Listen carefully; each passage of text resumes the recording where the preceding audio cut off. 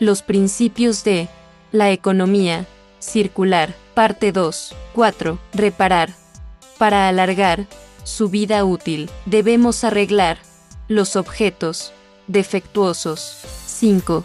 Restaurar. Se basa en preparar un producto para darle una nueva vida. 6. Refabricar.